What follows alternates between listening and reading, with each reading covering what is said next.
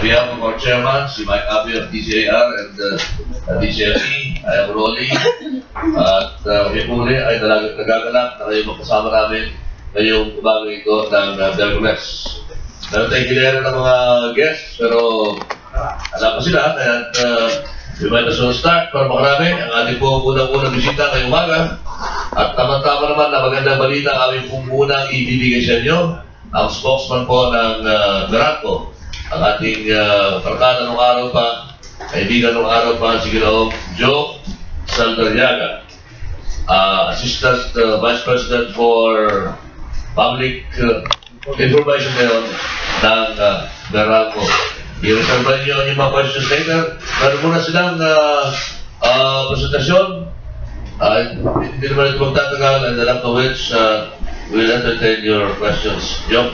Maraming salamat, paring Rolly. Maraming salamat, paring Rolly.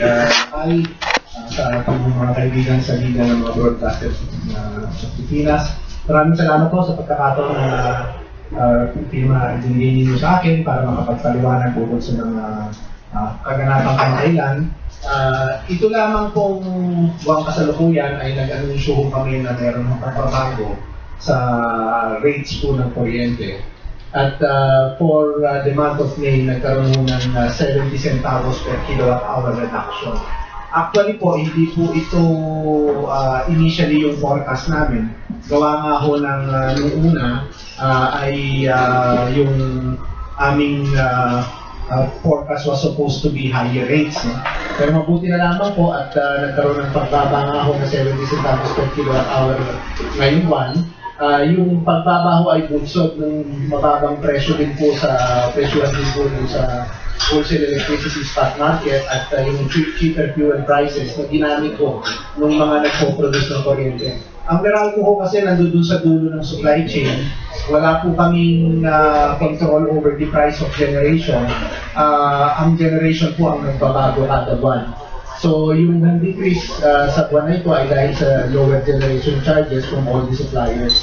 Kaya kung kayo'y typical household na may consumo na 200 kilowatt hours kada buwan, bababa ho ang bill ninyo ngayon ng 140 pesos. And pag higher ho yung consumption level ninyo, mas mataas pa ho yung production.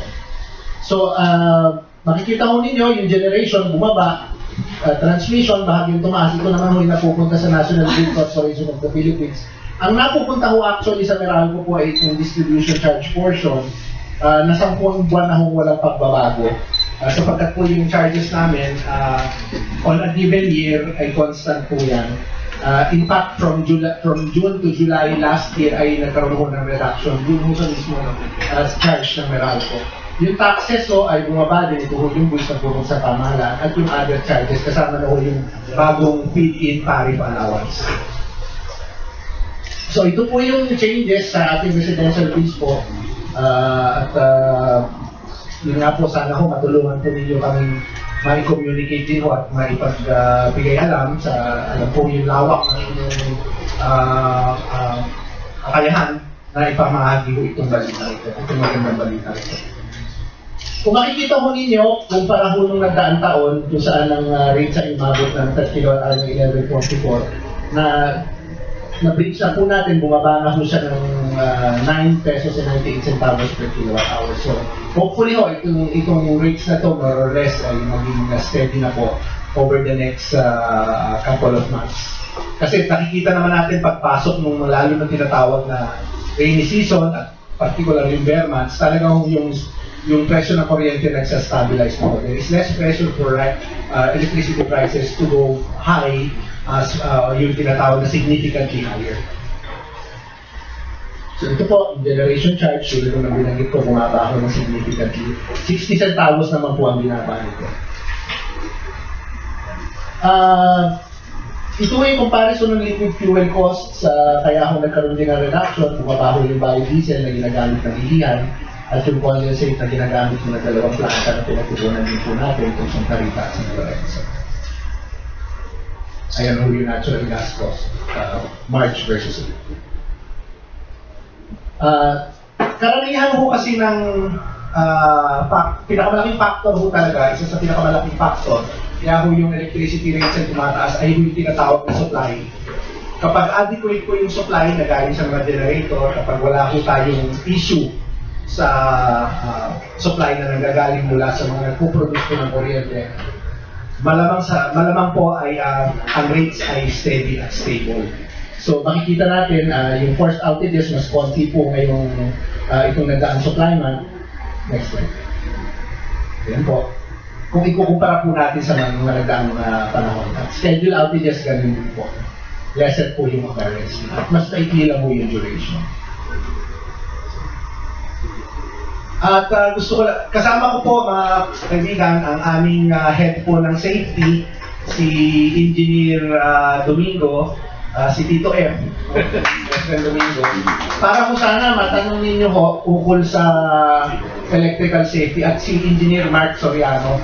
Napaka-importante ho ng electrical safety sapagkat marami ho talagang incidents na nagkakaroon ho tayo ng mga di inaasahang aksidente. So, hihingi na po kami ng tulong po sa inyo na alam po yung lawak ng inyong kakayahan na maipamahagi mo itong informasyon na ito sa ating mga kababayan. So bukod po dito sa magandang balita, sana po tulungan nyo kami na ma-communicate dito. Kasama ko din po pala si Mr. Marco Manyalak, ang aming Public Information Officer. Next slide. So ito lang po yung ilan sa mga gusto namin communicate, umiwas sa sakuna, lumayo sa linya ng kuryente. Ito ho, mamaya may pamamahagi po kami sa inyo na mga information na tips at materials. So, next slide. So, yun na lang po yun. Siguro, hingi ako ng konting a few words from either Engineer Mark or Tito F. Kaming dalawa. Saan mo pinapag siya po siya? Dito lang ako sa likod. Magandang umaga po sa ating lahat. Una-una po sa lahat ang pasasalamat at makasal ng buhat ay sa unang pagkakataon. At ito pong pagkakataon na bigay ng konting paliwanag para maiwasan natin ang maraming insidente ng mga nakukuryente dahil sa gumagawa ng extension ng bahay, nagpapalitan ng saringgola, nanunungkit ng mga panty. ng mga bunga po sa mga puno. So, lahat po yan ay kayang maiwasan kung kaya po ini-intensify namin yung aming safety awareness campaign. So, bibigyan po kayo ng mas detalyadong paliwanag ng aking kasamahan si Engineer Mark Soriano. Salamat po! Okay, magandang umaga po muli mga kasama. So, bilang panghuling bahagi ng aming presentasyon, magbibigay po ako ng ilang electrical safety tips dahil tamang-tama po ngayong buwan ng Mayo ay ang Electrical Safety Month. And although nag-uulan na po, medyo mainit pa rin, kaya po kami nag-distribute ng ilang mga pamaypay. Sir, lahat po ba meron na? So, meron din pong electrical safety tips ang ating mga handheld fans. Kung saan i-discuss po ngayon, So, unang-una sa bandang kaliwa, nakalagay dyan yung hindi dapat gawin, yung may X, and yung dapat gawin yung sa bandang kanan. So, sa pamimiligtas po ng puno, kung nakita po natin yung puno ay malapit po sa power line, ay wag na po nating tangkayin kapitan. Dahil pag natikit yung ating panungkit, maaari po tayong mapahamak. And then, pangalawa, sa pagpapalipat ng saranggola, paki-advise po ang ating mga anak, mga kasamahan sa bahay, na magpalipad ng saranggola doon lang sa may mga open areas. Dahil pag sumabit po ang saranggola sa power lines, kung hindi po tayo ma-aksidente, ay maaari itong mag-cause ng circuit tripping at maaaring mawala ng kuryente sa ating lugar. At ganun din sa pagpuputol ng sanga ng puno, kapag ang mga puno ay malapit po sa power lines, ay wag na po nating tangkayin, putulin. Tawag po ito sa Meralco Hotline, 16211. At kami na po ang bahalang pumutol ng sanga ng puno para sa inyo. Okay? And doon po sa mga magpapagawa ng bahay or kung may mga kilala kayong mga construction workers, pagsabihan lamang po na huwag lumapit sa power lines. Kung meron po tayong ipapakonstruct na malapit sa power lines, itawag po sa amin para makabitan po namin ng conductor covers. Yung pong mga orange na kinakabit sa linya, So yun po, pag mayroong conductor covers ang linya, kahit madikit yung mga workers ay safe po sila. So make sure lamang po ganun din kung meron po tayong nakitang mga bahay or workers na malapit sa power lines, itawag din po sa Meralco Hotline 16211 at aayusin po natin para maging ligtas ang ating mga workers. Yan, bilang panghuli, gawin po sana natin na hindi lang May, kundi buwan-buwan at sa buong taon na ang electrical safety man. Maraming salamat. Thank you, Engineer. Gusto ko na mag-init, dumating ang ating chairman, si Mike Abe, Banjo, sa Tariaga. Ang ating chairman ng Liga ng Mga Pagkakas sa Pilipinas, Mike Abe. Engineer, nagbubulo kami ng engineer kanina rito. Para sa amin na mga ordinaryo, para sa amin na mga ordinaryo mga mamamayan. Hindi na rin kasi alam kung ano ba yung live wire sa hindi. Di ba? Sa dami ng kumita sa labat na mga linya, di ba? Merong cable sa telepono, meron sa cable sa TV, kuryente. Kaya, kami, hindi namin alam kung ano yung live wire. No? Pwede ba na ang Meralco ay maglagay ng signage sa limbawa na ito live wire? Di ba? Kasi yung huling namatay sa Dodong, di ba? Sa Cagayan, sa Kalinga, nasa Cagayan. Nagkukumpuni sa ibabaw ng bubong. Hindi nila alam live wire para yun, tumakas na nila. So, paano yun? Ang hinahanap namin.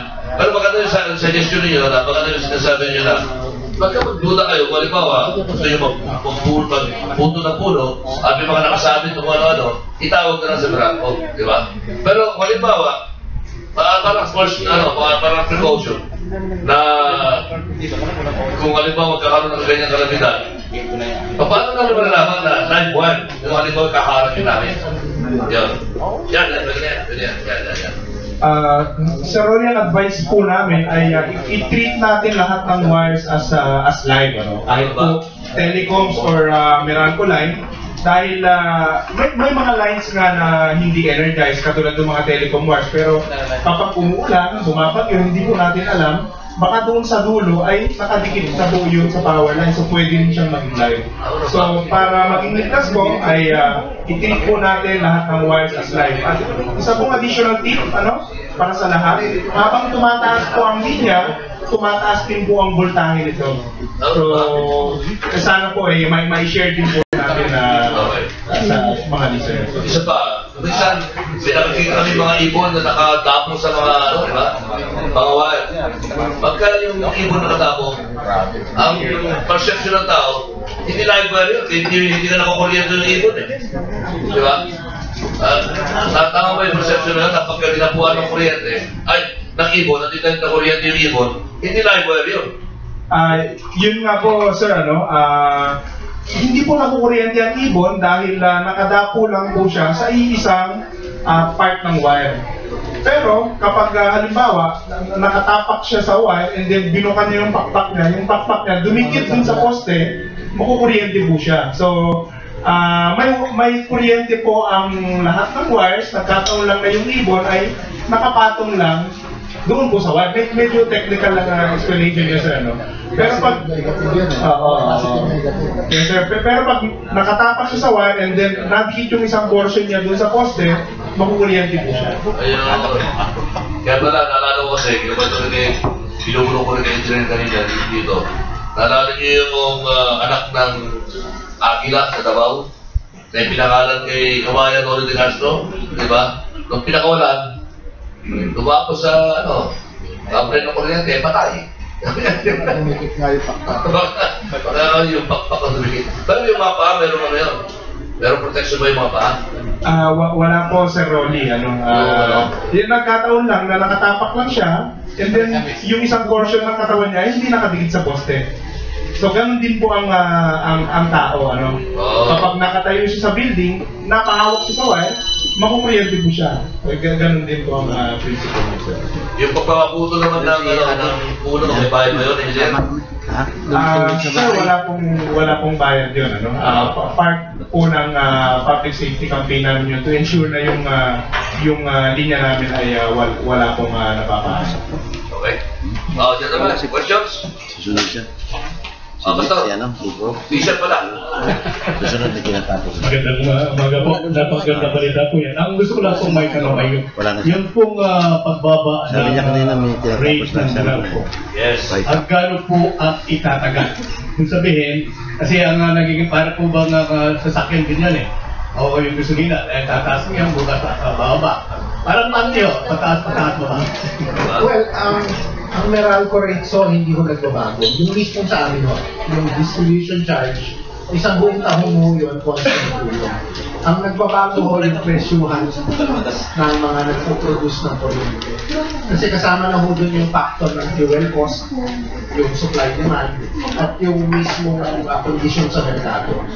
Itong pagbabago ito, in fact, initially hindi namin masasabi na hindi namin inasahan kasi normally kapag April, Mayo at Hunyo talagang patakas yung movement o yung paggalaw niya. So hopefully next month tingnan natin. Hindi ko pa po masasagot sa ngayon. Pero sana po steady ho yun. So pangunahin din lang po ng pagtaas talaga ng rate ng Meralco, hindi kayo kundi ang mga iba-ibang ikangay-sanay na kasunod nyo, silang dahilan ng pagdagdag ng halaga, yun po ang halagang dahilan ninyo. Kaya kayo tumataas. Yung hindi alam ng mamayan, dahil alam ng mamayan, tumaas ang kuryente. Hindi po nila alam. Dapat yun ang talagang dapat ipaliwanag sa ating mga mamayan sapagkat wala pong bukang bibig ngayon ng mga mamayan, kundi ba tumasa kayo ng Meralco, hindi nila iniisip yung dahilan kung bakit ito.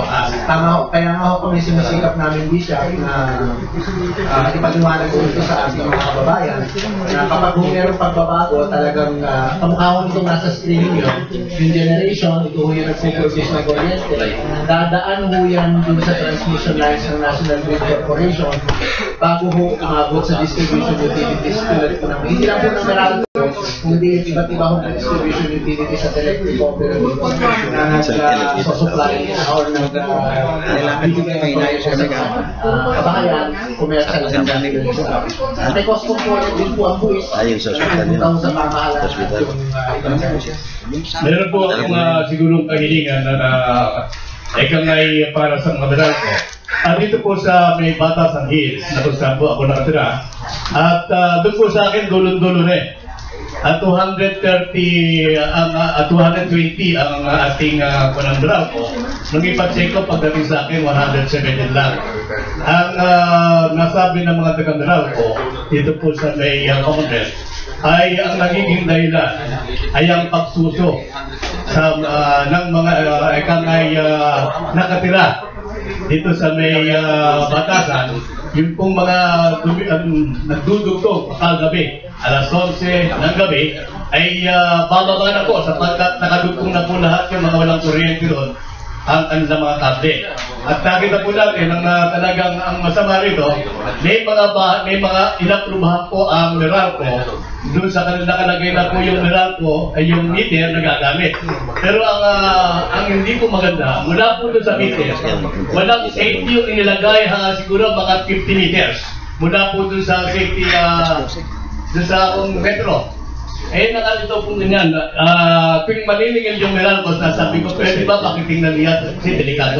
Napaka-delikado po kasi yung mismo kuryenteng galing doon sa metro, talaga pong litaw yun hanggang paakit sa building yung papunta doon sa 100 meter. Ibig sabihin, hindi man tumayag ang Meralco na hindi man lamang nilagay ng safety net yung pong wire patungo doon sa mga nagkabit. At ito po yung nasa Bill Street, kung inyong pa-inspection, Bill Street, 17 po, sa Bill Street po, nandun yun, na talagang makikita nyo, talagang paakit ng paakit doon sa itaas yun hanggang papunta doon sa malayo, pero wala pong safety net. Kung minsan yung bubong na pinapapatungan ng kuryente ay baha. lubog po sa baha yung kuryente. So, masyadong mapanganib pero hindi po umaksyon ang Meralco Commonwealth mula ng aming sabihan. Baka pwede pong makisuyo para po naman magkaroon ng kaligtasan doon. At higit sa lahat po, siguro palakasin nyo yung pagbantay sa mga nagsususo ng kuryente sa Barangay Batasan. Sapagkat kung kapit po sila, bandang alas 11 ng gabi. Salamat po, Bishop. Nandito po ang ating mga kinatawan at puno ng safety. Ito-coordinate po namin yan sa aming networks. Yan din po sa aming business. Thank you sa kita. Ba't walang nakukuryente sa mga sumususo na yan? Ma'am, iyan nakasuso talaga yan. Magaling yan kasi... Mga illegal na sumususo, ba't hindi nakukuryente mo yan? Gagaling naman nila. Magaling talaga. Wala silang pinag-aralan kundi yung kaligtasan dahil libre yung kanilang kuryente. Hindi. Bakit walang nakukuryente? Pakisugot mo nga, please. Yung mga gumawa ng mga illegal na mga connection. Bakit gano'n sila kagaling? Sige. Siguro over the years, napag-aralan na nila. na perfect na siguro nila yung yung trade Pero marami din po tayong ginagawang na-address po natin yan kasi nga po yung buong area po maapektuhan pagka nagkaroon ng problema. At saka siyempre, madadagdagan din yung mga babayaran ng mga legal na nagbabayad sa ating konsumo. Sasama sila sa atin. Okay. Sabi lang, tanong ka. Surely, yung inyong binalita ngayon, matutuwa yung mga ina sa mga bahay. Ito ba ay nangangahulugan na wala na tayong brownout na inaasahan? Ganda tanong eh. Napakagandang tanong mo nun. Actually, nung magkaroon ng Malampaya Gas Facility shutdown from March 15 to April 13, kami po sa Meralco ay gumawa ng mga hakbang para sakali man may nangyari ganyan ay nakahanda kami. Ano-ano po ito? Una po yung pagsuporta natin sa energy efficiency programs ng Panginoon para po din sa tinatawag na demand side management ay may magawa po tayo hakbang.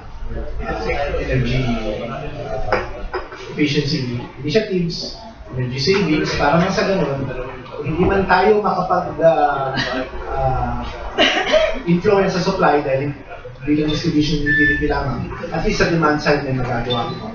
Pangalawa ko, yung paghihikayat kung sa malalaking customers, ito yung mga malalaking malalaking industrial establishments na sumama ko sa tinatawag na interactive load program kung saan gagamitin muna nila kung sakaling magkaroon ng problema sa supply yung kanilang sariling source para mag-free up kung ano man yung kukunin nila sa grid magamit ng ibang mga kabahayan. At doon sa isang simulation namin, kung yan ay pinatupad, 50,000 households would have been saved from blackouts.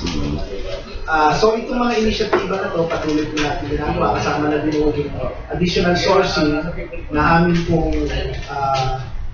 kinukuha na from the Iterate Power Supply Agreements para yung peak load namin ay makover. Sa awa mo ng Diyos, wala akong nangyaring mga bilya. Kasama na siguro dyan yung paghahanda natin. Ang tinitingnan natin yung pangatlong linggo ng Mayo, pero sa tingin namin, as batay na rin po sa binanggit ng pamahalang kamailan, it seems, wala na tayong magaganap na mga interruption. So ang nangyari po sa ating Mayo ay dalawang mapalad na sitwasyon. Una, on yung April, at ito, hanggang sa Mayo. Sa Mayo, so far, wala akong tayong brownouts. Wala akong tayong supply issue sa akin. Patuloy yung tumatakbo yung kuryente sa ating mga bahay. Pangalawa, bumaba pa ho ang kuryente. So dalawang magandang balita. Sa Hunyo, hintayin mo natin, pero pagdating mo ng Hunyo tingin namin, wala na ho talaga naman. We're okay as far as supply source. And of course, pasok na ho yung tagulan, pati yung konsumo ho ng ating mga kababayan. Normally yung pagtagulan, mas marami. So more or less, yung electricity rates, even supply will be more or less okay as far as the overall situation. Yung sakot ng Metro Manila, ayun ang sakot ng Meralco. Ang sakot sa Limonado, ang franchise area po namin, Calacang, Manila, Metro Manila, Bulacan, Rizal, Cavite, parts of Laguna, Quezon, and Banana. So, lakay. Jimmy muna. Sir, What is the age? Jim Mendoza from DCR Sashi Radio. Sir, napakaganda pakinggan bumababa yung kuryente natin, di ba? Pero sa lugar namin, patuloy na tumataas yung binabayad ko sa kuryente. Saan yan? Saan? Sa Barangay Catalon. Bakit tunyo kanyo? Kaya siguro 2002, tawag na ako ng tawag personally sa Meralco. Magpapakilala na ako reporter kay Dina Lumutad ba yan? Lumutan. Hindi, matagal pa ngayon Hanggang sa ngayon tumatawa ko dahil sa illegal connection. Para sa lugar mo? Parang walang aksyon ng Meralco System loss ba katalim yung pangil nyo para mapakulong at mahuli tong mga illegal connection nito kasi sakit ng ulo imbis na bumababa yung kuryente, tumataas naman yung binabayaran ko kasi kami mga regular nagbabayad, pumapasok yan sa namin sa metro namin darating doon yung mamumutol nyo, titingin lang, may kasamang pulis, alis na, wala na, pagkatalikod, kabit na. So parang walang pangil yung Meralco sa ganung bagay. Paano natin mapapatupad yan kung kami mga regular na nagbabayad? Gano'ng kasipag ang mga engineer nyo para i-monitor yan? Well, sa ngayon ho, talaga meron naman tayong kampanya. I will take note of that report. Barangay Tatalon. Siguro mamaya, ibigay ko yung detalye sa akin para malaman ko ano yung particular na detalye. Sige ho. Sabihin nyo, si Jimmy Mendoza nagre-report. Ako na personally nagre-report sa inyo. Sakit na ng ulo sa lugar namin. Katulad yung kay Pastor na sinasabi niya. Yung mga sumususo doon sa lugar niya. Ganun din sa iyo, mga sumususo din pala mga problema niya. Illegal breastfeeding, pare. Ang laki. Hindi mo sir, binabayaran ko dati 200 ngayon, nakay 2,000 ngayon, 5,000 na. May legal collection. Dito na ako. Diba? Yung ganito, usong-uso na ngayon solar, di ba?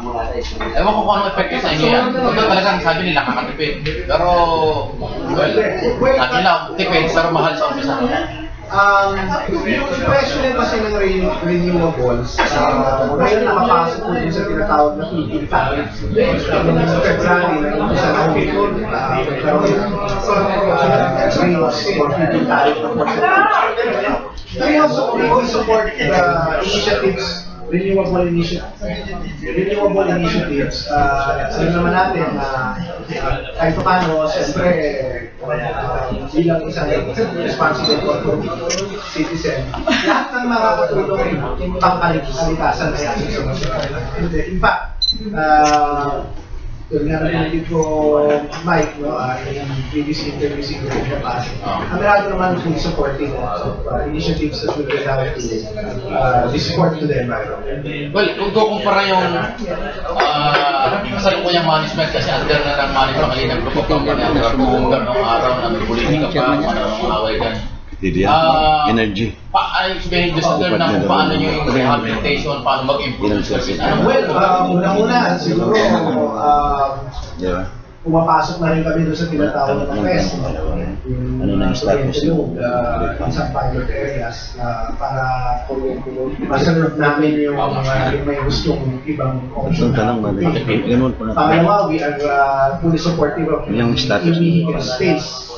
Yung electric vehicle para sa ganun kahit pa paano makatulong kami sa pagbawas ng carbon footprint.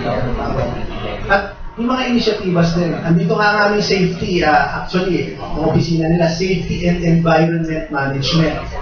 Para makatulong na rin kami yung inisyatiba namin ng environment management. Siguro baka may mabanggit lang si Tito F kung ano yung ilang mga environment management initiatives namin. Bakit Tito F? Parang sexy kasi kung napansagan na. Para madali matandaan.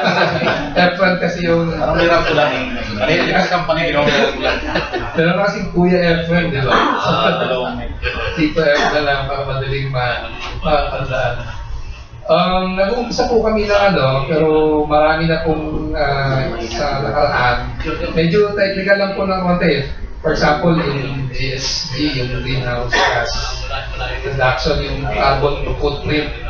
Bawat tao may mga tinatawag na carbon footprints natin. So, importante pong mabawasan yun. meron din po kami yung balik baterya. Meron po kayong mga baterya dyan na ano, dinodonate po namin dyan sa Truby PBSE. At dati sa... Ano ba din yan? Sa sasakyan po. Oo.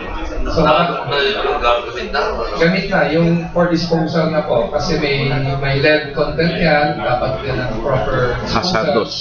Hazardous po yan.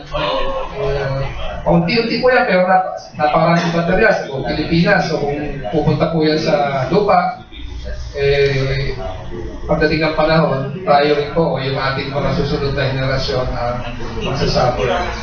So meron pong programa at mayroong balik baterya, tapos binibigyan namin sa mga foundations para makatulong. Every year po, isa lang po yan. Okay. Good morning, sir. Unang tanong ko yung tungkol sa hiningi ni Petilla na special power kay na yung Pangulong Pinoy. So, ang ibig sabihin nun, sumimplang yung script nila. Yun. Tapos yung pangalawa, yung magkano na baba, ilan po ba ang percentage ni Pangilinan sa Meralco? Then, pangatlo, yung status doon sa Rizal. Yung unahin ko lang siguro yung sa binabanggit ninyong sa DOE initiative for emergency powers. Sa ngayon, mukhang hindi na ho kailangan yun sapagkat wala na tayo blackouts. Dun sa percentage na share, well, sa Meralco ho, wala lang ho akong data ngayon, pero siguro around 48%. Ano yung around 48%. Pero yung MPIC, I think, Jera is around hindi ko lang po check, but definitely not more than 51. Ano po yung last question? Ongoing po yung lahat ng refund namin. Both committed deposit sa Supreme Court refund almost complete.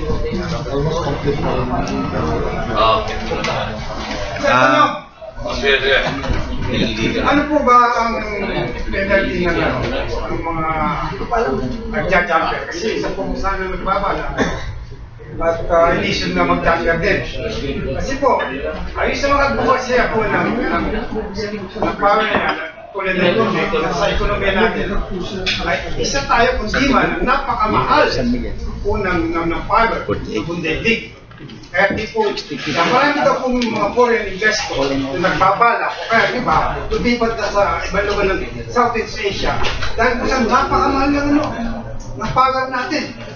Baka resolution dyan, kung napandar natin, kung nabukit namin, sama po member of our Nation Movement, napaandarin na ang nuclear power plant para makamura ng kuryente at umulad ang bansa natin. Okay. Para mawala mahirap, wala na yung nagja-jumper, wala yung bandrugas. Ang unang tanong mo, ano ang penalty ng Yes, sir. jumper? Kasi nagbabalak pa sana, mag-jumper din sana ako. Kulong yan, kulong. Ngayon, bakit ako? Kulong yan. Qualified theft yan. Kasi po, yun po yung dahilan natin. Kasi tayo lang, ako po US man. Matagal po ako sa Amerika. Ang mga bansa po, Europe, USA, Japan, ay umulan dahil gumamit sila ng nuclear power plant. Okay. Hindi man yung iba, minto muna, nagpahinga, Germany, Japan. Pero, umulan na sila, sige tayo. Okay. Parang palinihan ko na mo. Ano nangyari? Ang unang tanong mo, ano ang penalty ng jumper? Yes, sakaling ako yung pinapahala. Sagutin mo na. Yes. Sige, Ako. Okay. Si Jumper. Sana po yung kung Basta yung power plant. focus naman ang tulugas. Kasi nga po, napakamahal ng kuryente. Okay. Republic Act 7832, meron mong penalty of 6 to 12 years in prison. This is the anti-electricity bill collection law. Anyone who would be caught and eventually prosecuted and convicted by the court will have to face prison term aside from paying the electricity that has been paid. Number 2, ano ba posisyon ng Meralco dito sa panawagan na buhayin muli yung Bataan Nuclear Power Plant. That's a policy best answered by government. Wala pa. Puro mag-aaral pa ginagawa Isa lang po yan ang mag-iingat sa bansa natin. Kundi ang mangyayari, paulit-ulit kung mangyayari. Hindi po tayo revolution kung mangyayari sa bansa. Okay, Ikaw sana. Thank you. DCSR, ano yung pangalan mo, Brad? Mike Buyagoy po sa DZXL. Mike Buyagoy. Kailan po magre-reflect sa ating billing itong mga decrease, mga ano to, kabawasan? May 1 ng Mayo. So next month, it's billing. At saka hindi po makaka-apekto itong sunod-sunod na pagtataas ng produkto. Yun nga po yung lumalabas sa balita na parang medyo at least may magandang balita bumaba mo yung kuryente. Bagamat fuel prices tumataas. At least so meron akong pagbaba sa isang major product which is electricity. Talagang kailangan natin hanggang kailan po natin ito ma-enjoy ang ating mga consumers? Ang movement naman ho kasi ng generation charge moves monthly. So hindi po natin masasabi kung ano yung magiging final rates for June. Pero at least enjoy mo po natin siguro. Sa generator siguro. Ibig sabihin, at least ba, matutuwa na si Mrs. Kasi mag-reflect na sa bill. Sa June. Sa June. Tama. Tol, isang tanong lang. Naalala ko yung Mama Sapano, no? Kaya nahuli yung dalawa, no? Dahil sa merong reward system. Ang relasyon naman ito dito sa atin, wala bang reward system ang Meralco para mahuli yung mga Well, maraming nagtatanong sa amin yan, pero under the law kasi wala akong reward system. I think the best reward for reporting illegal connections is to uphold the rule of law. Kung ano ho yung tamang gawin. Kumbaga ho, makakatulong tayo hindi lang sa ating sarili ko, hindi sa lahat sa komunidad. Tinutulong mo yun sa Panginoon. Marami kasing mga old house, marami mga building yung kanilang mga electrical masyadong luma na. Baka yun ang nagiging cause kung bakit minsan hindi lang overload, kundi yung overuse na talaga. Baka kaya lumalaki yung billing nila, yung kanilang konsumo. Dahil kasi yung mga nakatira dyan, hindi naman nila alam yun. Parang bayad lang silang bayad, pero nagugulat sila bakit ang laki ng bill. Wala bang epekto yun sa yung overuse na ng mga cable or old talaga as in 50 years, 20 years na, 35 years. Bali, Sir Mike, variable kasi iba-iba, hindi natin masabi talaga. Pero ang advice po namin is every 10 years, ipa-check po natin sa isang qualified electrician yung ating bahay. At siya po mag-assess kung kailangan bang palitan yung buong wiring or yung portion lang. So yun po, on the safe side na po tayo doon. Every 10 years po, ipa-check po natin sa qualified electrician. Wala bang kasi iba hindi naman alam yan eh. Hindi ba pwedeng kayo na yung mayroong program na gano'n na doon sa isang barangay, ay isang lugar, meron kayong at least every 5 years, merong overhaul para kayong gagawin gano'n. Para at least ma-update nga ninyo yung mga electrical kung yan kasi baka maging cost pa ng sulok. Pangalawa nga, baka naman sobrang luma na kaya laka ng consume ng mga customer. Sir Mark, isasama po namin yan sa aming information campaign. Although, yun nga po kasi, ang Meralco kasi until the meter lang eh. So after the meter, sa customer na po yun. Pero yun po, as per your recommendation, isasama po namin yan sa mga info campaigns para rin malaman na kasi parang makatuwa. Kasi hindi talaga eh. Hindi naman talaga alam nila yan. Kasi bayad lang eh. Yes. Wala alam nila kung ano yung technical or electrical problem. Thank you, Lord. Thank you, Ren. Thank you, sir. Well, kung yung pa mga questions, mukhang dumating dito yung sa paggrupo na lang, yung grupo ni Dr. Bong Ramirez. Saan si Dr. Bong? Dr. Bong, nandiyan? Si Dr. Bong Ramirez, yung kasama natin sa Health and Wellness program ng Liga ng mga broadcasters sa Pilipinas. Meron akong isang tatanong. Tinanong sa akin ng aking kasama sa bahay si Inday. Saan na kayo? Sabi sa akin si Inday.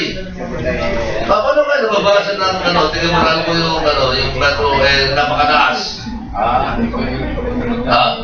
Maliwanag nyo, natin yung interest natin eh. Paano na mabasa yung napakataas na poste, ano? Tawag ito yung metro. Nung nagbabasa ng metro. Meron kasi kami mga basket racks. So, yung basket racks kung doon sa mga elevated metering centers, yun yung i-utilize. At meron din sila parang teleskopyo para makita ko yung accuracy ng kanilang reading. So, masisiguro ko na tama ho at accurate yung binasa ng metro. Okay, welcome lang natin si Dr. Bong Ramirez, ang doktor ng Liga. No? Yun naman yung mga problema sa kalusugan, siya yung nangangasiwa sa atin. At si Kaado, nandito rin ngayong umaga. At siguro that's 2-3 questions sa ating mga kaibigan sa Meralco. Bago natin magkwentuhin, napakagandang kwento rin si Doc Bong. Chairman, si Lipoy. Thank you, Mr. President. John, sa Station Meralco, wala ba kayong may mga pressure ba kayo tinatanggap sa government? Napipressure ba kayo ng government? Kasi alam mo naman ang Meralco, kahit nasa private sector na yan, public utility yan eh. So, ang government may power na makialam after na nakita nila na may problema ang consumer, di ba? Sa ngayon, dahil kayo under na ng private sector, siyempre, anong feeling nyo? Wala naman, kasi pinanggit ko sa ngayon, talagang naghahanap tayo ng mga paraan para natin mapapalapit yung kumpanya sa mga consumers. Kasama na din dyan yung sourcing strategy natin. Ang mga napatunayan ng iba, despite that, ay bumaba. Marami rin kami programa which is lined up to further our service. Okay. Si LDB ba, walang balak na tumalak sa politika sa 2016? Medyo, ilagyan mo na yung... Financier lang yan. Anong may kamasag eh. Ano natin, pagka napahusay ang Meralco. Napahusay ang Meralco under his tutelage. Kung kaya namin sa Meralco, kaya namin ng bubayad, di ba? Baka pwede ganyan, di ba? Ganito kami sa Meralco, ganito kami sa Pilipinas, pwede. Ano ba? Pahuli na, Bigoy. Yung safety protection lang tanong ko kasi pero bago mo simula, papasalamat ako sa Meralco sa tulong nila. May Meralco na sa inyo? Hindi lang Meralco. Kasi nasagot nila yung mga dati mong hingin kay Jos Andariaga. Salamat sa Meralco. Hindi ko na elaborate sa yun. Makayakan ba? Makayakan ba? Actually, mayroon parang dito yung sinasabi ng pagka maliit daw ang kuryente, yung linya. Pagka maliit daw ang kable na tinatakbo ng kuryente, mas mababa raw ang konsumo. Kaya kung yung malaki naman daw, mas malakas ang konsumo, kaya malaki daw kumakain. Yun ang madalas sa mga pangkaraniwang bahay, lalo sa mga squatter area. Madalas yung ganong usapin. Kaya yun ang tanong ko, yung safety and protection. Yung bahay mo ba, maliliit ang linya? Ang lalit ako ng malaki. Bali sir, yung konsumo, wala akong kinalaman yung sa laki at liit ng wire. Ano? Yun po ay tumataas sa konsumo pag marami kayong appliances na ginagamit. So, on the safe side po, mas maganda na mas malaki ang wire mo dahil mas malaki ang wire, mas mataas na current ang pwedeng dumaan. Unlike kung maliit, kapag marami kang appliances na pinatakbo, posibleng ma-overload yung wire at posibleng magkaroon ng sunog. Marketing strategies. Okay, ano tayo? Sir, ano ba talaga yung standard ng wire para sa pagpapakabit ng kuryente? Pagpunta sa loob ng linya ng bahay para may iwasan ng sunog. Kasi meron tayong mga electrician na sige, bibili ka para makamura lang. Pero naman may aring din, bumili ka ng original, mas mahal. Ano ba talaga yung standard na susundin? Yan. Huwag kang bumili ng made in China. Sir, kung sa size ng wire po kasi, I think yung electrician, hindi na po niya kayang computein. Ano? Mas magandang lapitan dyan ng isang electrical engineer. Dahil po, kukumbitin po niya kung ano yung mga appliances niya sa bahay at doon po itutugma niya kung anong wire ang nararapat. So wala pong isang wire na nakakakaya ng lahat ng appliances. Depende po sa dami ng appliances mo, sasabihin mo sa kanya at kukumbitin niya, sa kanya po sasabihin kung anong wire ang ilalagay. Pero ordinaryo ang papagawa ng bahay. Sabihin, maghanap pa ako talaga ng lisensyadong electrical engineer. Kung magkano naman ang ibabayad ko dyan, kung sakasakali naman siya yung Yung average safe na magkano naman yan, sir? Hindi ko rin po kasi pwedeng sabihin kung anong wire ang dapat sa inyo dahil hindi ko talaga alam kung ano po yung appliance na pinapatak ko. Kapag sabi ako ng wire at biglang magkasunod. So, may, mas maganda sir mag-usap na lang tayo mamaya. May table kasi yan. Hindi kasi pwede suggestion lang. Hindi ba pwede na total, mayaman naman ang Meralco, nandiyan yung CNP. Magkaroon kayo isang departamento na pupunta yung mga tao para humingi ng konsulta. Yung engineer nila. Na pwedeng lapitan, sir, ito magpapagawa ko ng bahay. Pwede ba yun? Meron po kami mga accredited na contractors. Actually, pwede ho ninyo ngayon ng tulong yun sa business centers. Libre yun, sir. Mga AMCs. May cost po yun. Kasi kailangan mo ninyo unawain din naman po na syempre kung merong mga materials na ikakabit, of course, these materials, lalo kung sa load side, hindi na ho kasi Meralco po yun eh. Hindi na ho yung kasama sa rate structure. Magkano naman po sir ang bayad doon sa sinasabi nyo? Depende ho kung anong pagagawa po ninyo.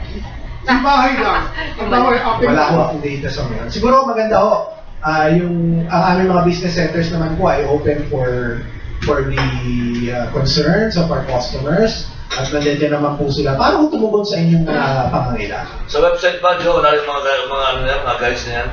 Well, meron din po kami sa website ng information over there. Pero kung nais pa nila ng mas detalyadong information, nandiyan po yung aming mga business centers strategically located all over the Meralco. Yung mga flyers, sir, pinamimigay. Meron din po dun sa mga business centers. Follow-up lang siya. Sandali po, yung dalaga muna. Sige. Dalaga na kung 40 years ago. Sige. Sir John, ilang percent na po yung gumagamit ng mga prepaid loans sa Meralco? Sa ngayon, hindi pa po ganun ka-significant. Nakapilot pa rin po kami sa ilang areas ng Manila at lalawigan ng Rizal. So, sa ngayon, wala pa po ako mabibigay in terms of action percentage. Pero, we are hoping na meron po yung pilot approval sa ngayon kasi nakapagpapag mas pero marami na ho particular for example yung mga sa TV dito sa public market kung saan marami na sa actually nagsabi na nagkaroon sila ng savings kasi ano po mga requirements sa libaw? Well, basically, pagkakaiba ko, wala akong service deposit. Similar requirements to that of an ordinary service, except wala akong siya deposit. Pero ano po yung dati kong metro? Ano po gagawin ko? Well, yung dati mong metro ay papalitan. So, kung ikaw yung mag-prepaid, saan ka ba nakatira? Dito po. Okay. Ano yun? Manila? Wala pa kung kaya kami dito. Eventually, hopefully, once pero sa ngayon, we need the approval of the business. Pero yun na siguro yung direction na. Kasi meron na sa Manila, right? Okay. Thank you, Sir Jock. Doon na lang sa tanong kanina ni...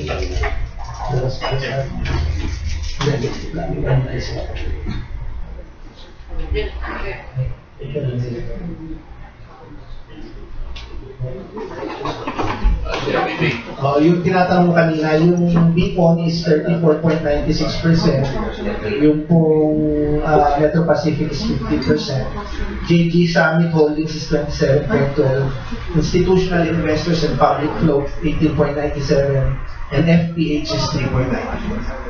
Yung JJ yung binili nila sa loob. Gentlemen, dati ba si Engineer Nelson Ramirez? At dati ba si Comelec Director James Jimenez? Of course, nandito na si Dr. Bong Ramirez na alaga sa atin. Pero kung kapapahapon, may sila lang.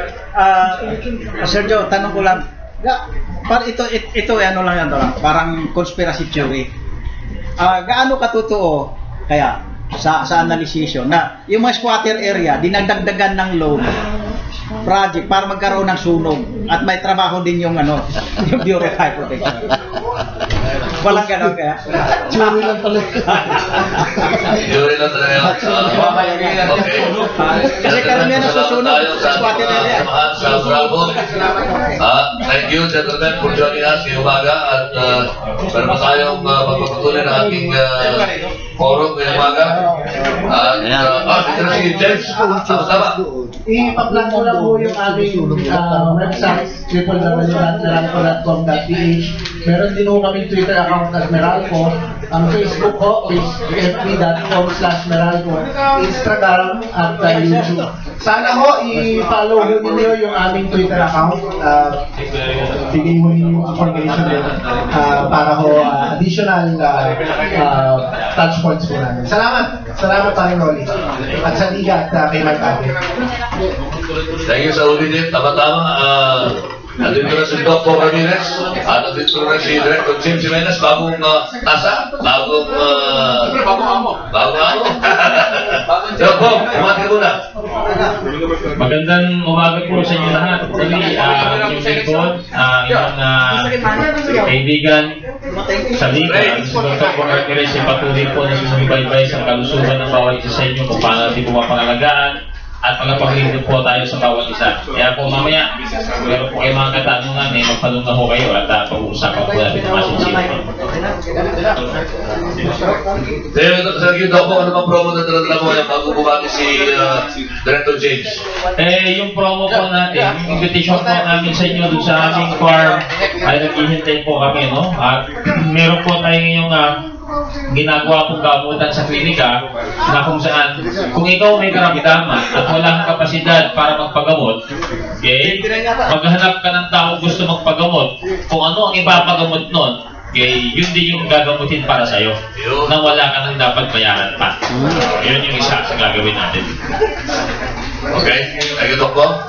Si Director James Jimenez, thank you, sir, for joining us ngayong umaga.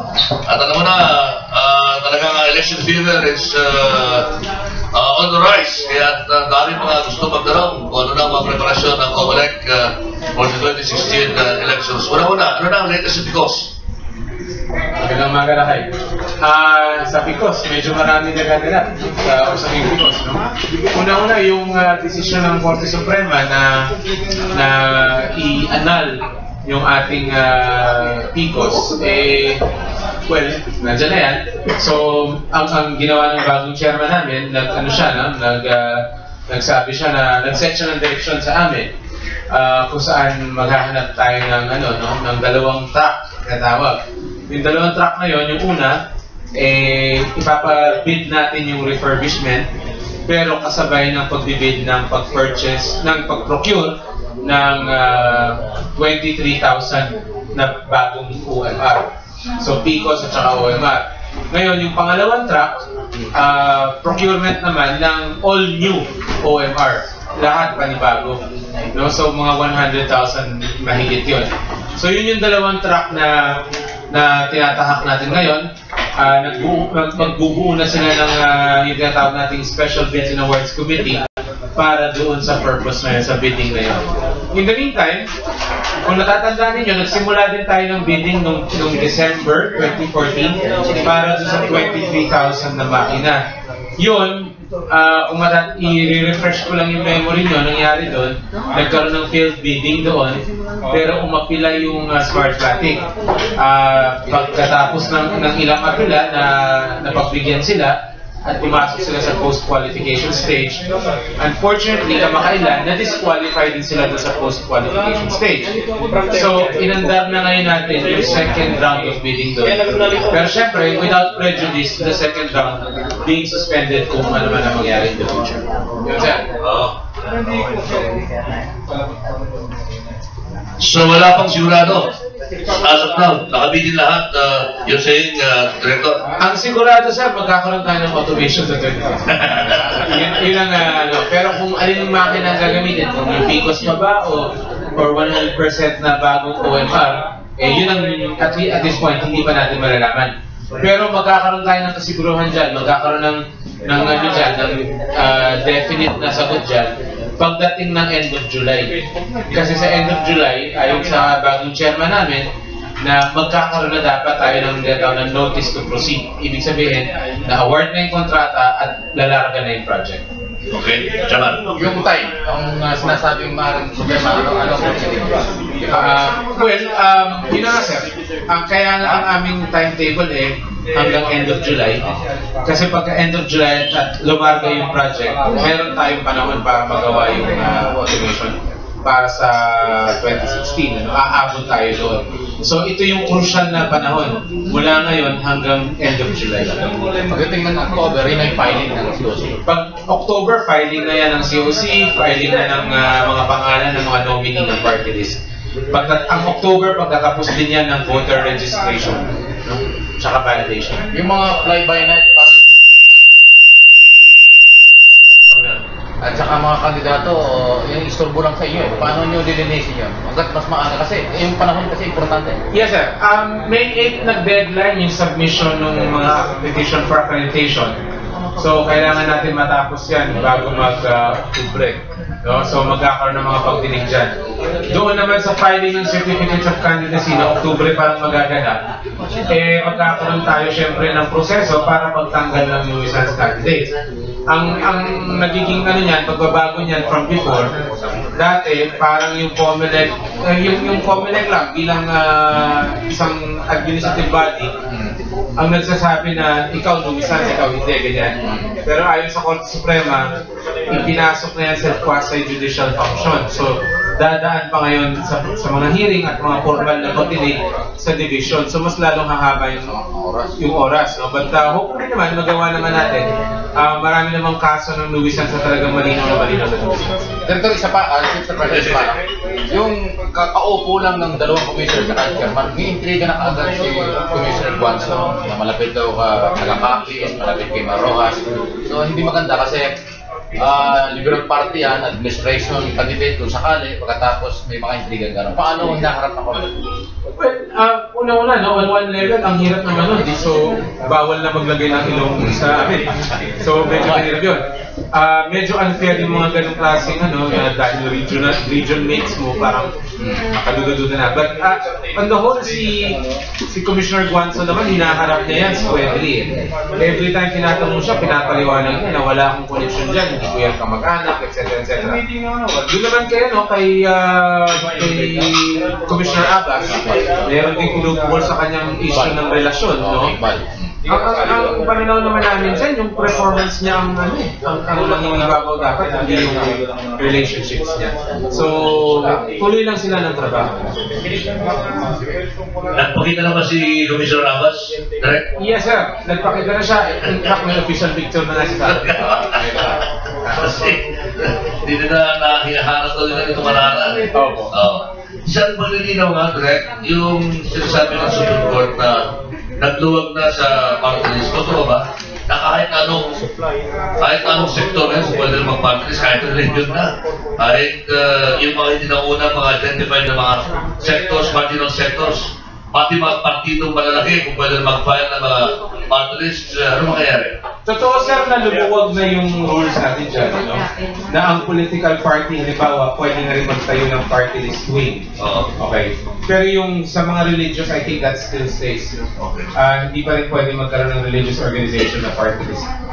Dahil hiwalay na usapin yun eh. Yung tungkol naman sa marginalized, yes, tinanggal na yung, shall we say, preference or yung ideya na eksklusibo ang party list para sa marginalized and underrepresented. Tinanggal na po yun. Kaya nga, medyo marami ang gustong sumali ngayon. In fact, as of May 8, ang nag-file na sa atin 243 party list organization. Wow! That includes accredited and yung ngayon pa lang magpapa-accredit, so 243. Kung tatandaan natin, less than 200 yung lumahok nung nakarang halalan. So, malaki yung pagkakaiba. Ito, nagtatanong si Dr. Bong dito eh. Pwede mo ba kumabot? Wala na yata. Party list wala na. Sayang. Kasi ang party list nominee sana nila eh. Natin, by the way, si Angel Almonte sana eh. Wala na eh. Tapos na. Magkano magkano ang budget ng presidential election? Well, next year, well, ang bulto kasi ng expenses natin manggagaling doon sa procurement ng makina. So, yung makina, kung depende sa truck na kukunin natin, can either be 5 billion or 12 billion. Tapos dagdagan mo pa yun ng mga around 5 billion para sa other expenses. Kasi syempre, yung mobilization ng mga mga sundalo, yung mga deputies natin, police, ganyan. Honoraria ng BI, so medyo aabot siya ng almost 17. So, ibig sabihin, every presidential election, nag-i-increase talaga yung gastos? Oo, sir, nag-i-increase talaga yan. Among other things, dumadami ang butante. Kung dumadami ang butante, dumadami ang presinto. Kung dumadami ang presinto, dumadami yung group. So, kahit dun mo palang titignan, talagang makikita mo na inevitable yung increase ng budget. Ilang million, more or less, ang idea nyo na magiging butanteng legal, hindi yung prime voters? Yung butanteng legal, ang estimate natin nasa 54 to 56 million. Medyo nasa gawing 56 tayo, no? To be more conservative, 54 to 56. Ilang percent yan? 51%, 52%? Kasi 100 million tayo. Well, palagi naman ganun, sir. Kalahati ng, ang ganda nga sa mga statistics ng voting public natin, palaging hati. Voters vis-a-vis general population, usually nasa 50-51%. Babae sa lalaki, 50 to 51%. So, hating-hati tayo down the middle. So, yun. And we expect, of course, around 75% turnout. So, palagi mataas. Well, kung gano'n kalaki yung mga botante, 54, 56 million, magkano ang estimate ng COMELEC na gagastusin ng isang presidential candidate? But 10 pesos per voter, sir. So, yun tayo magkano yun. Kasi 10 pesos, so bilyones talaga. Hindi naman nataabot ng bilyon, but about 500 more or less million. Correct. Yung sa mga tinatawag nila sa radyo, yung mga hindi pa nakakakuha ng ID, Voters ID. Voters biometric ID. Tama ba na hindi talaga sila makakaboto? Kailangan po nating hiwalayin yun. Kung wala kang biometrics, hindi ka makakaboto. Kaya nga sabi natin, no bio, no voto. Pero yung ID, walang kinalaman sa pagboto yun. So kahit wala kang ID, makakaboto ka. Pero kailangan may biometrics ka. Nakarehistro. Oo. Nakarehistro ka at kailangan may biometrics. Marami kasi sir, nakarehistro, walang biometrics. Oo. Yes, sir. 2002, yung unang lunsad ng biometrics, hanggang ngayon wala pa yung biometrics ID ko. Maniampala po sa COMELEC sa... Hindi nga na problema ng ID. Sir, di ba na nakaboto ka naman? Nakaboto ka naman kahit lahat. 2002 pa yung ID ninyo, siguro maganda niyan, bumalik kayo doon sa COMELEC office at magpa-reprint na kayo ng ID, i-reprint yan for you. Kaso nga, paniampala ako kasi wala daw supply yung COMELEC. Saan ka nagkaroon? Saan ka nagkaroon? COMELEC City. Sinasabi nila sa'yo na walang supply. Oo. Medyo hindi po, medyo kaduda-duda yan kasi nag-deliver kami ng ID sa kanila. Last na delivery natin sa Quezon City, Enero eh. Sir, gusto mo, samahan mo ako. Subukan natin yan para... Sir, hindi ko sinasabi na sinungaling ka, relax lang. Ang sinasabi ko lang, may paraan, no? Kaso sir, tagal mo eh. Oo nga, kailan ka huling bumalik, sir? Kapon? Ha? Kung nakaraan eleksyon, bago mag-eleksyon. Oo. Balik ka ngayon, sir. Magsabi ka. Oo, tama naman. ID. Kasi kung pa yung kagagayong kaso ko, nasa Channel 4 pa ako nun. Lahat kami Channel 4, Radio ng Bayan, PIA, PNA. Hindi minsan na nagpa-biometrics kami doon sa PIA building. 2003. Alam mo kung kailan dumating yung ID ko? 2013. Sabi ko, wala pa. 10 years! Hindi, pero sabi ni Director, nung sa extension, Pwede magpa-reprint. Ginawa rin. Nagbibigay kami. Ang problema kasi yung mga matatagal na, halimbawa 2002 sara, para lang malinawan tayo, ang project ng biometrics simula 2004. Diba? So yung 2002 na ID na hinahanap nyo, wala pa actually biometrics yun. No? Kaya sinasabi sa inyo na baka kaya wala kayong ID kasi yung 2002 hinahanap nyo. Kaya nga ang suggestion ko sa inyo, pumunta kayo doon, pa-validate kayo, kung wala pa kayong biometrics, hindi na kailangan pa-restore. Pa-print lang tayo ng ID. Wala naman pong cost yun. So, yung 2004 pabalik, wala na po talagang ano yun eh. Walang biometrics yun eh. Puro picture lang yun eh. Picture ng mukha mo, tapos litrato ng fingerprint, tsaka signature. Yung ating bagong ID natin, may barcode. Hindi kayo makakatanggap talaga nun unless mag-request kayo ngayon. Okay, gusto ko lang pakitin. Sumunta na muna sa ating forum ngayong umaga. Dumalik din sa ating forum ngayong umaga isa sa ating mga guests, Engineer Nelson Ramirez ng Tinig ng Malino. Yan.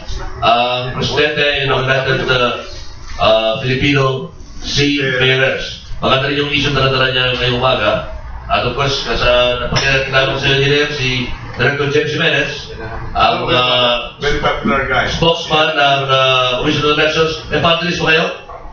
Wala. Nag-apply pala. Wala, natapos na kayo. Baka nakapag-submit na. Nakapag-submit na kayo. Okay. Under process. Under process na kayo. Sige, bumati ka muna, engineer. At sa mga kasama natin sa Liga. Go ahead. Well, nagpapasalamat ako sa invitation ni Rolly na napasama na ako dito sa forum na ito palagi. Weekly forum ito, no? Yes. Weekly forum.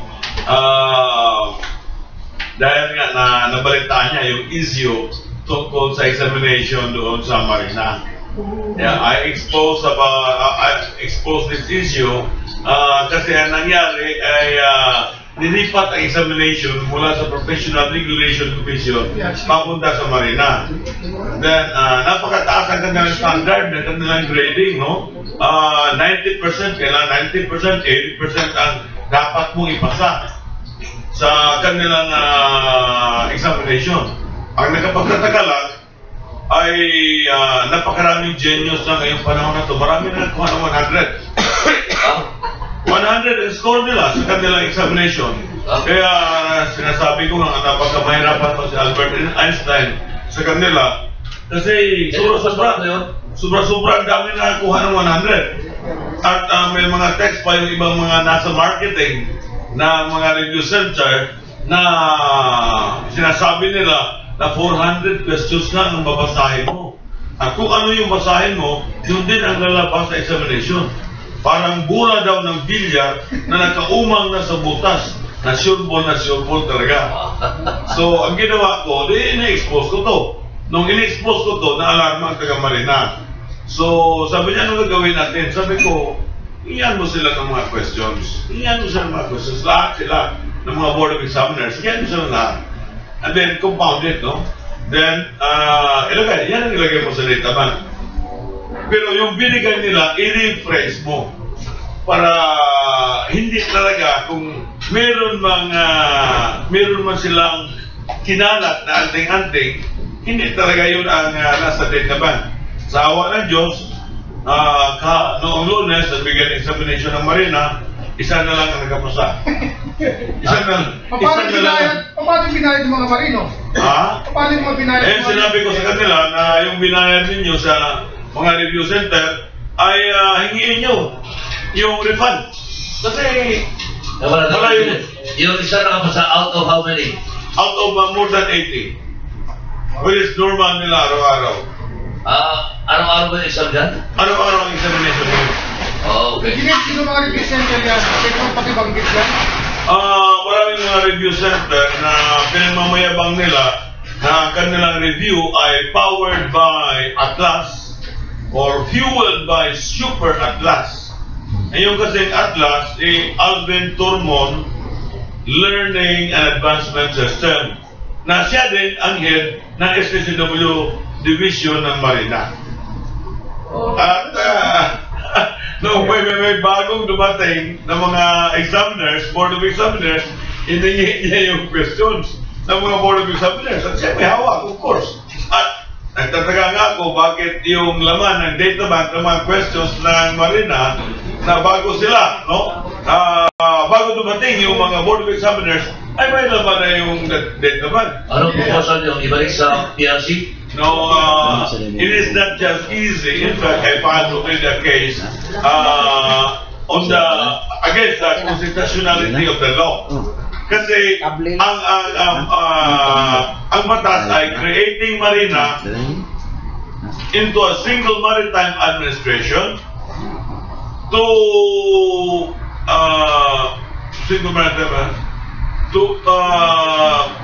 implement the STCW convention. To implement the STCW convention. Now, the licensure examination is not part of the STCW convention. So bakit nila hinaluan doon sa gitna ng panukalang batas na yun na ilipat yung examination mula sa PRC papuntang marina? Sino mga training school na konektado sa review center na nag-exam sa marina?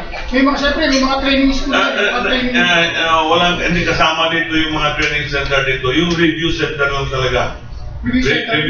Sino yung mga nagbibigyan ng mga marino? Sino yung mga nagrekomenda dyan sa training sa exam na yan? You mean maaring yung mga sa manning agency? Ganito yan ang ginagawa nila sa mga manning agency na may mga marino, of course, no? Na bibigyan kita ng 5,000 kapag meron ka ma-endorse.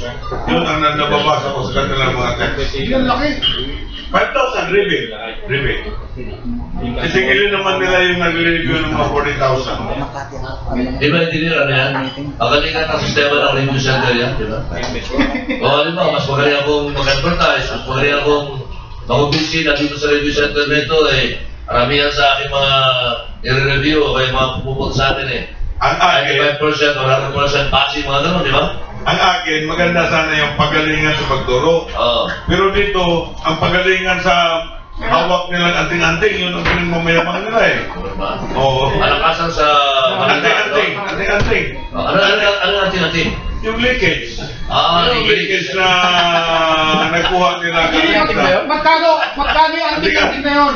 Alam ko, kasi yung mga nakaraan taon, ikaw rin nagbulgar ng leakage sa mga review center. Doon sa PRC. Ngayon, ito na naman, ikaw na naman. Galit na naman siya yung mga tsaka manning agency na yan sa review center, So, magkano? Hindi kasi, nagproblema rin ako ng buhay marino nagsasabi nata kayo. Ibang programa. Now, ganito yan, yung mismong anting-anting, palagay ko binibenta din ng mga kalahating milyon, 1 milyon sa isang review center. Ganun yan.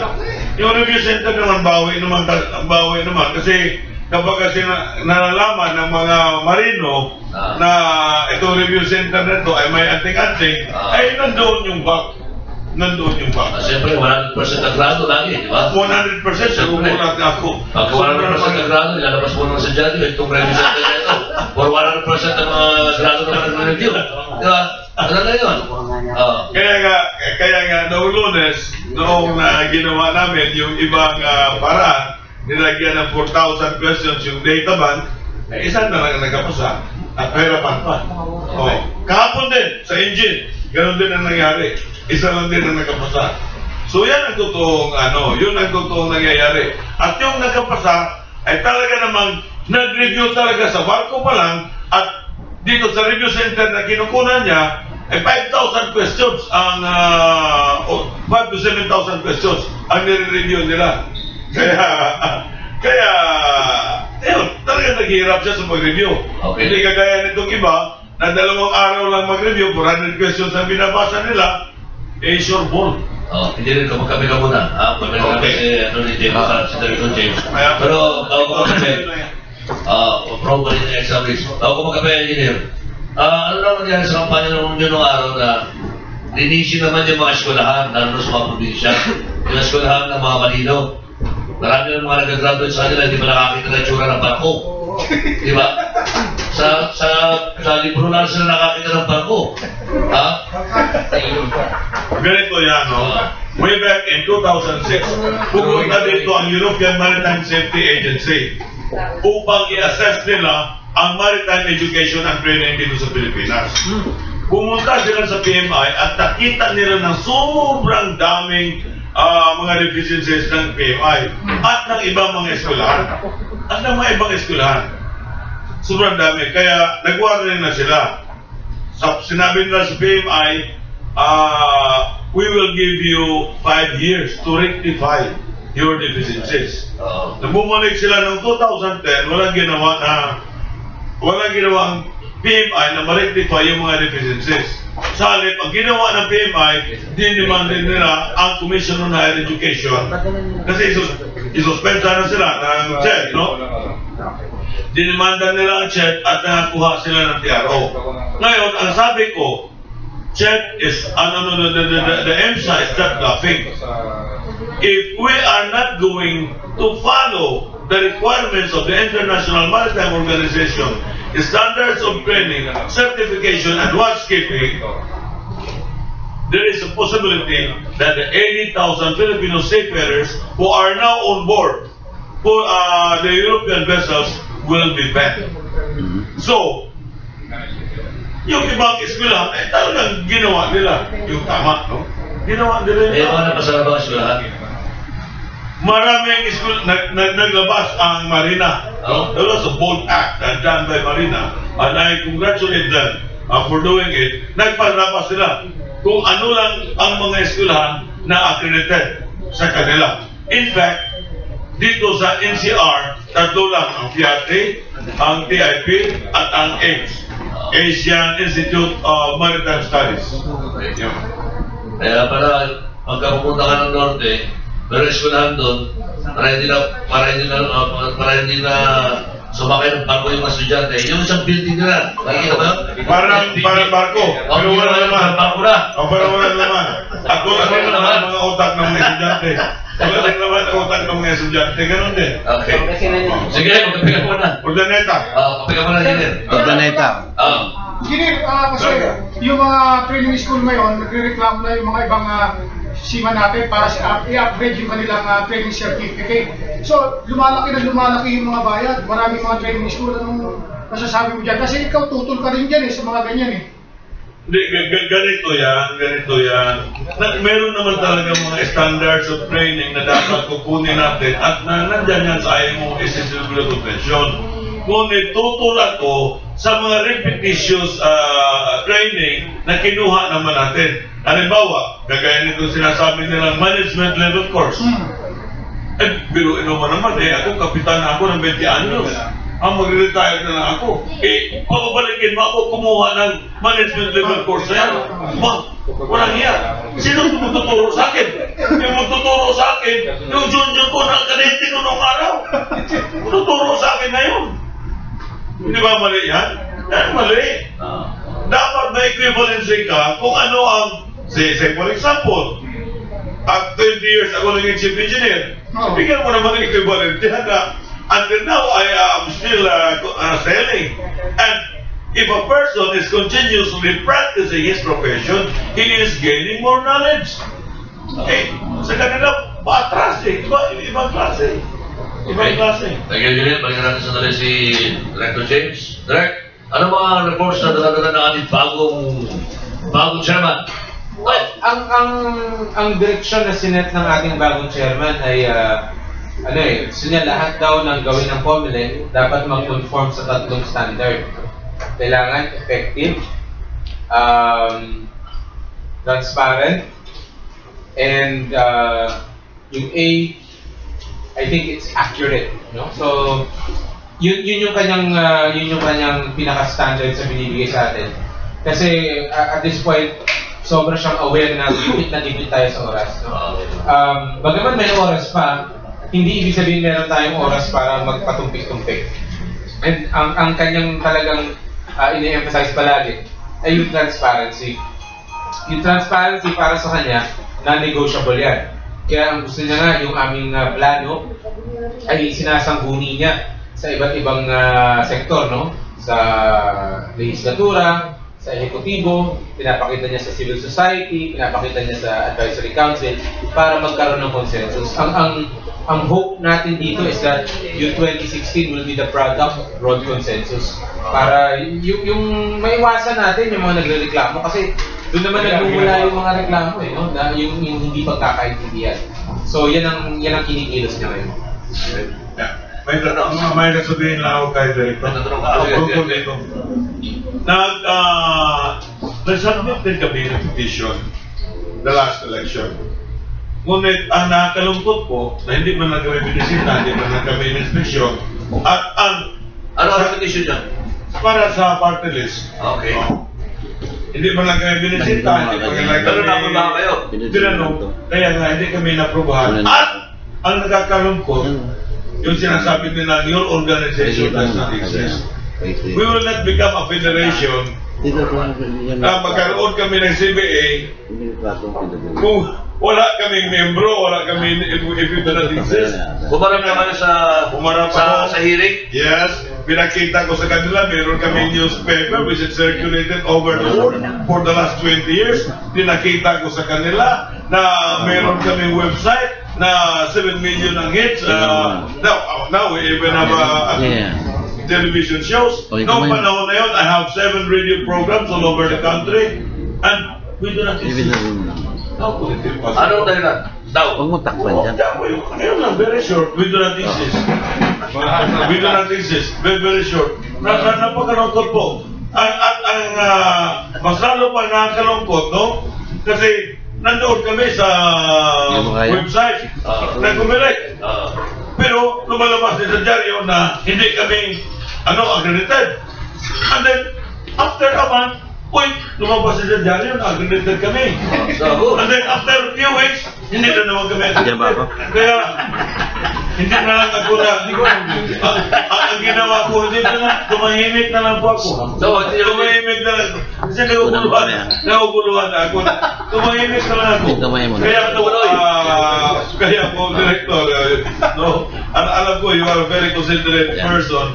Sana naman siguro nung panahon na yun, kami lang ang nag-submit ng gano'ng kapal na petisyon. At 40 yung pinipare ko. Dahil sabi ko, kung ilan man ang gusto ninyo, ganyan kakapal. Maring expensive kami ninyo. Ngayon din, ganyan din kakapal. Tama yun. Pamatay na yung petition niyo ngayon. Ano ba ang grupo? United Filipino Seafarers? UFS, Tinig ng Marino. United Filipino Seafarers, Tinig ng Marino. Hindi tayo dapat nagkasabay kayo sa araw kung kailan tayo kumarap sa petition. Para nabigyan kita ng tip. Kami bumasa eh. Gano'n ka-active ang United Filipino Seafarers sa pagtulong ng mga seaman na nangangailangan ng trabaho? Makita mo na lang sa Facebook araw-araw. Because there are roughly 200,000 seafarers following me every day. Kasi marami sa marami sa mga kasama natin na hindi nila alam na may natutulungan kami seaman. Walang ibang organisasyon na pwedeng ihambing sa United Filipino Seafarers. Ba't tanong ako, Engineer, wala bang grupo ng mga seafarers naman na question sa inyo? Walang grupo na iba? Wala? Sino mo naman sila para mag-question sa amin? Kaya talaga. Di ba? Nabanggit pa sinabi ni Direk, babantayan na ngayon yung petition ninyo. Maliwanag na maliwanag. Napakinggan natin. Babantayan na ngayon yung petition ninyo. Wala ko yung signature dyan. Sakaling may rekomenda sa inyo mga, tulad na nandito, may mga anak na seaman yan, may babayaran ba para may pasok mo bilang seaman? Kasi iba naniningil. Ganito yan, sa awa ng Diyos, sa loob ng 20 taon, maraming mga graduate ng ibang eskwelahan na sinubukan nila mag-apply dito. Hindi na sila makuha dahil mga latak ngayon. Mga latak. Tinuruan ko, inalagaan ko yung mga batang yan, Kasi ang problema lang dalawa eh. They have to change their attitude and aptitude. Mabago mo lang yung dalawa sa isang bata, madali na magturo ng iba. So, kung nire-recommenda ko naman sila, ini-endorse ko sila sa mga money agencies, ay wala namang mapagto sa kanila. Ganito lang ang doon, libre ang tulugan. Ngayon, libre din ng pagkain kasi may mga natulungan ako na bumabalik din naman at nagbibigay din naman ng 2 sakong bigas, isang sakong bigas at pangkulang. Dahil sabi ko, nung nandito kayo, kumain din kayo ng libre. Kaya, kung kumita na kayo ng 1,000,000 o milyon, ipumalik naman kayo dito, bigay naman kayo sa mga bago. Tama yun. Dahil hindi ko kaya na ako pagkain ito sa kanila. Okay, Doko. Ang good news para sa ating mga kasamahan. Yan, good news. Siyempre, lahat tayo sa field ng trabaho natin, nakakaranas tayo ng stress at attention. Ano? At minsan nagugulat tayo, bata ang edad natin, pero yung ating tsura ay mas matanda na. So, due to stress. So, ang Job House of Zen sa Gentle Health Holistic and Wellness Center ay handa po kayong paglingkuran kung paano po natin ma-reduce yung stress at sa attention ninyo, and we will induce relaxation. When the body is relaxed, healing is possible. So meron po tayong dalawang branch dito po sa Panay Avenue, malapit lang po dito sa ABS-CBN yan. At meron po tayong branch dito sa Taytay Rizal, likod lang po ng Pure Gold. At meron po tayong organic farm na matatagpuan po sa Bustos, Bulacan, kung saan lahat po doon ay organic. Okay? Pati po yung swimming pool na pagpapaliguan natin ay wala pong chlorine yun. Rock salt po nandun. Kaya kahit gabi, pag naligo ka, hindi po malamig. Okay? Mainit. Mainit po yun. Kailan yan, Dok? Malapit na. Malapit na. Okay, hindi na kailang hinihintay. Doon po may treatment sa mga kalalakihan na kung saan minsan tuhod na lang tumitigas, mukha na nagagalit o boses na tumataas. May treatment po tayo doon na swimming pool na nakalaan para sa kanila. At syempre, hindi po natin maiwasan na lumalabo po yung mata natin, kakabasa, at kakapuyat, ano? Meron po tayong ice pa. Yung ice pa po ay pagtanggal ng Pseudomonas aeruginosa sa mata natin na naging hadlang, kaya lumalabo mata natin. At yung mga nabibingi, kakapaulit-ulit na katanungan na walang kasagutan, ay may lunas po tayo pagka hindi naririnig yung mga katanungan natin. Meron po tayong ears pa, at yung iba po na nahihirapan sa pang-amoy, at bahing ng bahing o namamaga ang ng sinusitis, meron po tayong noses pa naman. At yung hirap lumunok at lagi nasasamit, meron po tayong paraan. Marami po kami pasyente mga marino kasi kadalasan ng sakit ng mga yan sa balakang. So marami na po tayong gumaling. Kasi mahilig doon sila sa kanto. Bumuhat. Napatawa si Direk. Okay, so kaya po kami, yung grupo po namin, kasama po si Mr. Angelo Almonte, na dating news director po ng ABS-CBN, nasa Solar ngayon, ano? Ako po, maririnig nyo tuwing madaling araw sa GMA, mula alauna po ng alas 3, kasama ko po si Mr. Cariñoso. 82 years old na po yung partner ko, pero sumisipa pa sa ere. Ang good news to, nakakasigang pa. So ibig sabihin po ng sigang yung ginagawa po ng mag-asawa. Kapag hindi na po niyo kaya yan, may solusyon po kami dyan. Maririnig nyo din po kagad kung sino po yung mga ginamot namin within the day na nag-improve kagad yung kalusugan nila. Kaya po, ang aming pangyayaya, ito po ay natural. Under Republic Act 8423 known as TAMA. TAMA is stand for Traditional Alternative Medicine Act. Ito po ay tumutulong sa karamihan, lalo po doon sa mga less fortunate. Ang maganda po rito, walang hiwa, walang radiation. It's all natural at rapid yung improvement ng mga tao kasi po ang ginagamit natin ay pure organic sa pagka-treatment sa ating mga pasyente. Kaya po, huwag po kayo maniwala doon sa naririnig ninyo, sa kinukwento sa inyo. Ang paniwalaan nyo kung kayo na mismo po nakaranas nito. Kaya po ang kanyaya namin, kasi natalamin nito, ito po yung maging makatotohanan, ito po ang inyo'y mararanasan mismo ninyo sa inyong sarili. Kaya yun po ang kanyaya namin, ang Job House of Zen at ang Gentle Health Holistic and Wellness Center ay handa po paglingkuran kayo sa inyong pong mga kalusugan. Yung mga nagpapunto sa mga ginagawa ng doktor ko, yun ang mga daling araw. Una, ang alas 3 kay Dr. kay Cariñoso. Mr. Cariñoso, si Eric Cruz Ramirez. Lakay, may tanong daw! Si Magkano yung dalawang Ramirez? Tatlo nga yun eh. Si Ramirez, saka si Ramirez din eh. Kamag-anak sa advokasya. Yan. Buo ang boses niya, kaya kamag-anak ko. Saka may basta bigote mga rin Ramirez. Sir Fernand, may bigote. Di ba sabi nila mga marino, mas magagaling na mas magagaling na 1 hours. Bakit mga seafarers have better hours? Why? Because? Hindi ko alam yan. Alam ko lang yung sinasabi nila na seafarers as a girl in every port. Pero sa panahon ngayon, hindi na pwede yan, hindi na uubra yan kasi darating yung barko, darating yung barko sa umaga, tapos nagbunod kami ng makina. Bago ako matapos, yung kapitan, tawag na nagtawag, Chef, tapos na ba yan? Alis na tayo! Puno! Kasi yung 60,000 tons, ilang oras na yan kakargahan. Yung babae naman ang maakyat Wala na, bawal. Bawal na? Bawal. After 9/11. Pero tatapusin ko After 9/11, bawal na.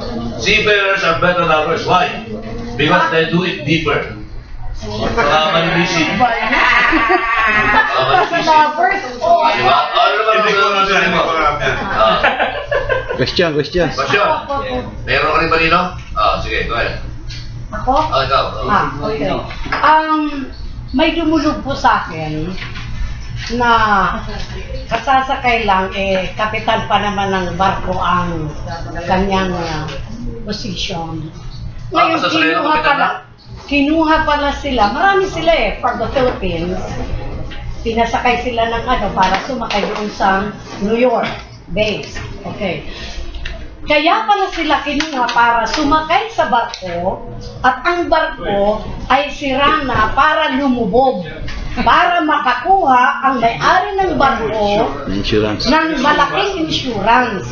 Ngayon, hindi makakuha ng kahit man lang advance na sweldo yung asawa, yung lumapit sa akin. Pwede ba ilapit ko yung si Rose sa iyo? Kasi nalaman talaga at ngayon may nilapitan na silang bangko doon na talagang humingi talaga sila ng tulong para matugunan ang kanilang ang pangangailangan nila, pero hindi nga ma-release. Yes, parte po yan ang advocacy namin na kung sino mga marino na sa pagkaalam nila, no? Niloko sila, ay lumapit lang sa amin. At ako rin bilang hindi lang isang marine engineer, ako rin ay member din po ng voluntary arbitrators na National Conciliation and Mediation Board. Very good. So, pwedeng dumulog kami sa Yes, bibigyan kita ng calling card ko. Pwede kayo lumapit. Actually, sino man ang mga marino may problema, lalo na problema legal, lumapit lang sa amin. Actually, ang Seabird Ship Management, kumpare ko. Maraming kaso yan. Ha? Maraming kaso. Mamaya na kayo mag-usap. Okay? Maraming kaso? Okay. So, gentlemen, gusto tayo sa ating oras. Bibigyan mo po Chairman Mike Abe. Last words, Europe. Last words, Engineer Nelson. At least nakakatitiyak ka na ngayon na yung countries ko ay mabibigyan ng atensyon kasi nandito mismo ang ating spokesman ng Comelec. Thank you. Ganito lang, kung sino man may mga problema, lumapit lang din sa amin. At kung ano man ang inyong katanungan tungkol sa industriya maritima, lalo na sa mga industriya ng mga magdaragat, lumapit din kayo sa amin. Nakahanda po akong sagutin ang inyong mga Tanggapan, saan ang opisina engineer? Ang aking opisina ay madali lang puntahan. Sa harap ng US Embassy, yung ibaba, Emerald Restaurant. Sa itaas na ako. At dyan na rin ako nakatira. Dyan na rin ako, opisina ko, 2 hakbang lang, kwarto ko na. Kaya, walang problema, I'm working 24/7. I'm working 24/7. Yun lang po, kung ano man po yung mga problema yung pagkalusugan, huwag po kayong magtutuli kasi nilunas po tayo dyan. Huwag po natin gawing hadlang yan sa kasiyahan natin. At tandaan natin habang nakakaedad tayo, huwag po natin hayaan na tayo maging pabigat sa pamilya natin. Bagpos, may lunas po tayo dyan para sa ganun magkaroon po tayo ng kasiyahan at kasaganahan sa ating buhay. Hindi po, ang inyong likod, Dr. Bong Ramirez, hindi pa po sinasasabing walang iwanan. Salamat tayo kay Direct James dahil busy tumama ito, nagpunta dito sa atin. Thank you, Direct. Maraming salamat na kayo. Palagi naman nakakatawa ko dito. No bio, no boto lang po. Thank you, salamat po na marami. Ang susunod. Okay, thank you. Ay, wala akong bawal na. Ay, hello ka. Si Boy ba? Nasa sa tubig.